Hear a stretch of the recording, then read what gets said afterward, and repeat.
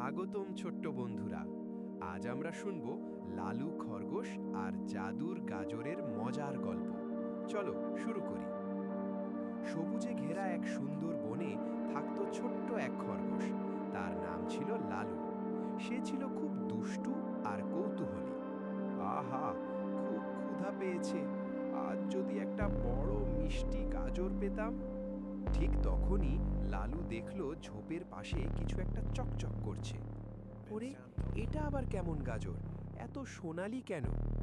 লালু, আমি জাদুর গাজর। তুমি যদি ভালো কাজ করো, আমি তোমার ইচ্ছা পূরণ করব। সত্যি? তাহলে আমি বিশাল গাজরের পাহাড় চাই। না লালু, আগে ভালো কাজ করো, তারপর ইচ্ছা বলো। লালু একটু ভাবতে লাগলো। হায়, আমার বাসা ঝড়ে ভেঙে গেছে, আমি এখন কোথায় থাকব? লালু চড়ুইয়ের কান্না শুনে থেমে গেল। আমি তো গাজরের কথা ভাবছিলাম, কিন্তু চড়ুইটা তো খুব কষ্টে আছে। চড়ুই বন্ধু, চিন্তা করো না, আমি তোমাকে নতুন বাসা বানাতে সাহায্য করব।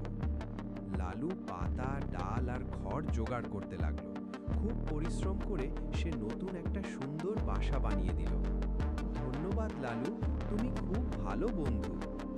লালু, তুমি সত্যিই ভালো কাজ করেছো। এবার তোমার ইচ্ছা বলো। আমি শুধু নিজের জন্য গাজর চাই না, আমি চাই আমার সব বন্ধুদের জন্য অনেক খাবার থাকুক। হঠাৎ পুরো বন জুড়ে গাজর আর ফল জন্মাতে শুরু করলো। সব প্রাণী খুব খুশি হয়ে গেল। লালু, তুমি সত্যিই দয়ালু। বন্ধুদের সাহায্য করাই আসল জাদু। ছোট্ট বন্ধুরা, মনে রাখবেন, ভালো কাজ করলে জাদু আপনা আপনি